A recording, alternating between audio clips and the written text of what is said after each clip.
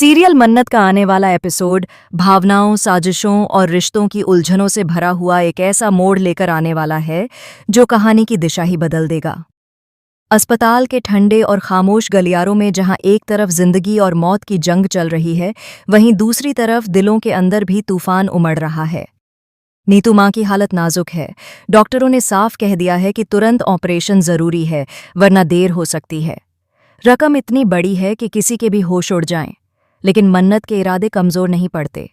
उसके चेहरे पर डर जरूर है, आंखों में आंसू जरूर हैं, लेकिन भीतर एक जिद जल रही है। वह अपनी मां को बचाकर रहेगी, चाहे इसके लिए उसे पूरी दुनिया से लड़ना क्यों न पड़े। मन्नत खुद पैसे लेने जाने का फैसला करती है। धैर्य उसे समझाता है कि इतनी बड़ी रकम अकेले लेकर आना ठीक नहीं। वह साथ चलना चाहता है ताकि सब कुछ सुरक्षित रहे। लेकिन मन्नत अपने दर्द और अपने अतीत की आग में इतनी मजबूत हो चुकी है कि वह किसी का सहारा लेने से इनकार कर देती है। वह धैर्य से कहती है कि इस शहर ने उससे सालों पहले उसकी श्रुति मां छीन ली थी। उस दिन वह असहाय थी, कमजोर थी, टूटी हुई थी। लेकिन आज वह वैसी नहीं है। आज वह किसी भी कीमत पर अपनी दूसरी मां को नहीं खोएगी। उसकी आवाज में आत्मविश्वास है, लेकिन उस आत्मविश्वास के पीछे छिपा डर केवल वही जानती है। इसी बीच ऐश्वर्या यह सब सुन लेती है। उसके चेहरे पर एक ठंडी मुस्कान फैल जाती है। वह तंज कसते हुए कहती है कि मन्नत बिना मांगी मन्नत थी और वही रहेगी। उसके नसीब में मां का प्यार लिखा ही नहीं है। ऐश्वर्या के शब्द तीर की तरह मन्नत के दिल में चुभते हैं, लेकिन इस वक्त उसके पास जवाब देने का समय नहीं। उसे बस नीतू मां की सांसों की फिक्र है। ऐश्वर्या के मन में एक खतरनाक योजना जन्म ले चुकी है। वह चाहती है कि नीतू का इलाज रुक जाए। अगर नीतू इस दुनिया से चली गई तो मन्नत के पास धैर्य को यहां रोकने का कोई कारण नहीं बचेगा। सब बिखर जाएगा और ऐश्वर्या को अपना रास्ता साफ दिखाई देने लगेगा। उधर अस्पताल में एक और मोड़ आता है जब विक्रांत वहां पहुंचता है। वह आरजू जी को देखकर चौंक जाता है। आरजू जी हमेशा की तरह हालात संभालने के लिए नया बहाना गढ़ लेती हैं कि वह बच्चों के वार्ड में किसी प्रतियोगिता का निमंत्रण देने आई थीं।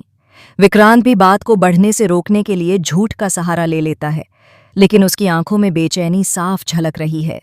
वह जानता है कि वह यहाँ सिर्फ संयोग से नहीं आया। उसके दिल में भी एक लड़ाई चल रही है, अहंकार और पछतावे की लड़ाई। ऐश्वर्या अपनी साजिश को अंजाम देने के लिए राय सिंह मल्ला को फोन करती है और बुर्का मंगवाती है ताकि मन्नत उसे पहचान न सके। वह तय कर चुकी है कि जैसे ही मन्नत पैसे लेकर बाहर निकलेगी, वह उन पैसों को छीन लेगी। अस्पताल के बाहर की अंधेरी पार्किंग, सुनसान सीढ़ियां और भागते कदम, सब कुछ उसकी योजना का हिस्सा है। उसे लगता है कि इस बार मन्नत बच नहीं पाएगी, लेकिन किस्मत को कुछ और ही मंजूर है। मन्नत पहले से ही टूटी हुई है।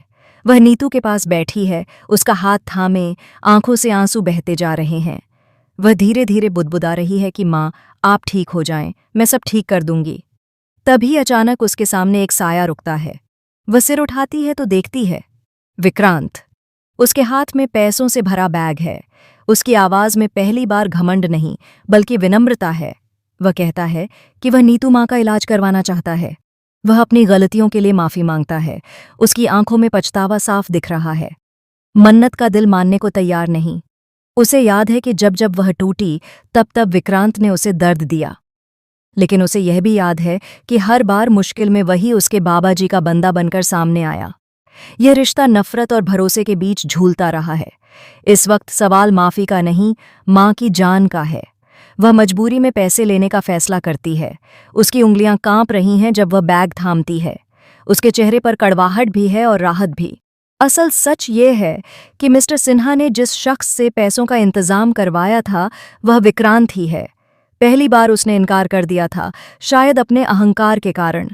लेकिन जब उसे पता चला कि बात नीतू मां की जान की है, तो उसके अंदर कुछ बदल गया। उसने खुद फोन करके कहा कि वह पैसा देना चाहता है।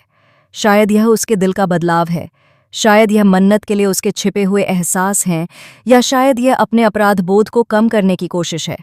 लेकिन जो भी है, इस कदम ने कहानी को नया मोड़ दे दिया है। उधर ऐश्वर्या अपनी योजना के साथ तैयार खड़ी है। बुर्के में छिपी वह सही मौके का इंतजार कर रही है। लेकिन जैसे ही उसे पता चलता है कि पैसा पहले ही मन्नत तक पहुंच चुका है, उसके चेहरे का रंग उड़ जाता है। उसका गुस्सा और बढ़ जाता है। वह तय करती है कि अगर पैसे नहीं छीन पाई तो ऑपरेशन रुकवाने का कोई और रास्ता निकालेगी। शायद वह अस्पताल प्रशासन पर दबाव डाले, शायद डॉक्टरों को बहकाए, या शायद कोई नया झूठ गढ़े। उसकी साजिशें खत्म होने का नाम नहीं लेतीं। अब सबसे बड़ा सवाल यही है कि क्या इस घटना के बाद मन्नत और विक्रांत के बीच नई शुरुआत होगी? क्या मन्नत उसके पछतावे को सच्चा मानेगी, या यह सिर्फ हालात की मजबूरी है जो दोनों को एक ही मोड़ पर खड़ा कर रही है? धैर्य के दिल में क्या चलेगा जब उसे पता चलेगा कि पैसे विक्रांत ने दिए?